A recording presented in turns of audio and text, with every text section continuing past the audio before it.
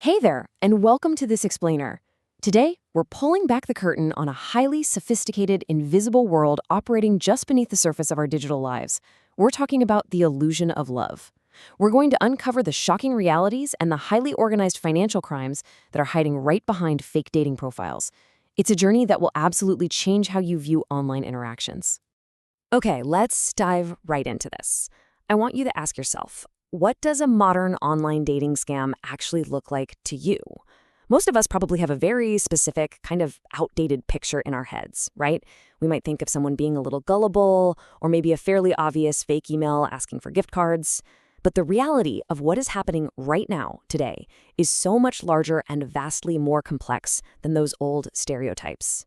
See, we have this myth of a lone scammer sitting in a basement making a fake profile, but the reality is completely different. We're dealing with industrial-scale scam centers. According to Interpol, these operations are using artificial intelligence, synthetic image generation, vast networks of money mules, and, incredibly, forced labor. This is not some micro-level deception. We're talking about macro-level, cyber-enabled, organized crime. To really wrap your head around the sheer scale of this, just look at this number. £39.2 million. That is the staggering statistic recorded by UK Finance for romance scam losses in the year 2025 alone. That represents the highest annual total ever in their data series, and the number of reported cases actually jumped by 22%. It marks the fifth consecutive annual rise. So, despite all the public awareness campaigns out there, this industrial machine is literally just growing faster and stealing more. But it's not just the total money loss that's shocking, it's how it happens. Victims of romance fraud make an average of nearly 10 payments, 9.7 to be exact per case. This tells us something absolutely crucial about the criminal's methodology. This isn't a quick smash-and-grab robbery. No way. It is a slow, calculated, and terrifyingly patient psychological manipulation. Criminals begin with really small requests, they build a history of successful payments, and then they slowly turn up the heat as the emotional dependency deepens. And if you think staying off dating apps keeps you safe, well, the data tells an entirely different story. Dating applications only account for part of the picture now. Federal Trade Commission data from 2025 shows us that nearly 60% of people who reported losing money to a romance scam said the contact actually began on social media. Criminals are hunting on gaming platforms, professional networks, and private messaging services. The battleground has fundamentally shifted.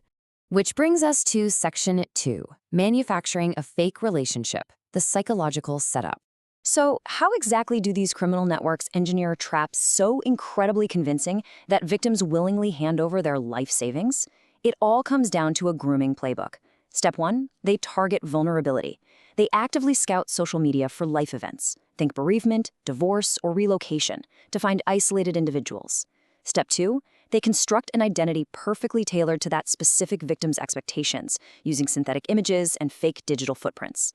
Step 3, they isolate the victim by moving the conversation off the original platform to secure private messaging. And finally, Step 4, they escalate. They mirror the victim's values and aggressively introduce long-term commitments, like marriage or travel, to force an intense emotional connection. The really crucial takeaway here is this: emotional trust is the principal control mechanism. All of that psychological grooming is completely deliberate. The criminal needs the victim to be so emotionally invested that when inconsistencies pop up, because, the red flags inevitably start waving at some point, the victim interprets them as just temporary problems within a genuine, loving relationship, rather than as evidence of a massive fraud. Let's move on to Section 3, the escalating financial trap, from emergencies to investments. Once that emotional control mechanism is locked into place, the criminals weaponize it.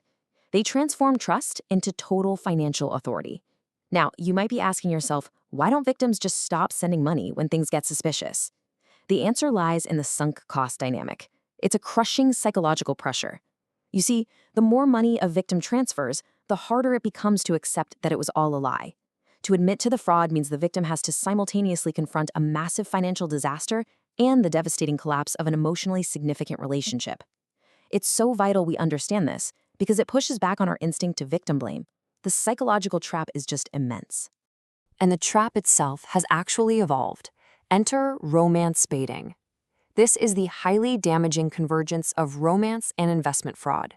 Now, you might have heard this referred to previously by the pretty horrific term pig butchering, but organizations like Interpol are actively replacing that phrase with romance baiting because that old language stigmatizes victims and actually stops them from coming forward to report the crime. Let's compare the old and new models to see how this works. Traditional romance fraud usually relies on fake emergencies, like a sudden medical bill, using low initial transfer amounts via direct bank transfer just to avoid triggering bank alerts. But hybrid romance baiting is a whole different ballgame. The scammer poses as a successful investor offering to help the victim. They ask for high-value cryptocurrency transfers, and get this, they use completely fabricated investment dashboards. These fake websites show massive, fictitious profits, tricking victims into thinking their wealth is growing when, in reality, it's being entirely siphoned away. Which leads us to Section 4, Beyond Simple Bank Transfers, the hidden depths. If you thought losing your life savings was the bottom of the barrel, the reality of industrial-scale fraud goes much, much darker. Victims can actually become unwitting money mules. Once trust is absolute, the scammer might ask the victim to receive funds and forward them on, perhaps claiming they have an issue with their own bank account. But in reality, the victim is now receiving funds stolen from other people, effectively acting as infrastructure for global money laundering and creating distance between the organized criminals and the stolen cash. And the collateral damage of this organized crime is honestly terrifying. First, we have weaponized intimacy. Scammers persuade victims to share intimate photos, or they even use AI to generate fake sexualized material. And then they pivot to sextortion, threatening to send it to the victim's employer or family. Second, there's forced criminality.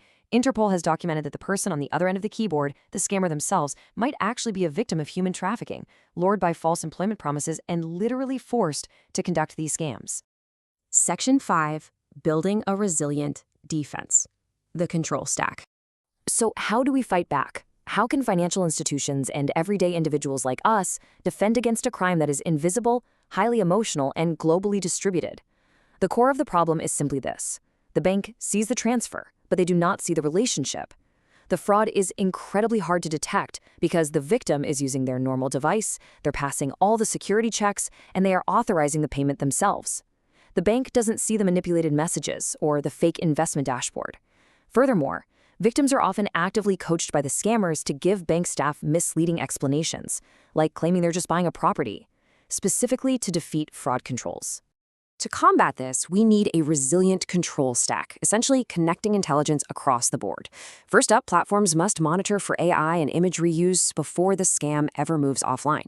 Second, banks need robust financial behavioral detection, flagging suddenly uncharacteristic international or crypto purchases.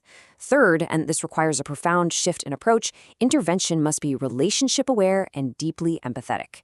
And finally, banks have got to share information with each other, because if one bank stops a payment, the scammer will just instruct the victim to open an account somewhere else.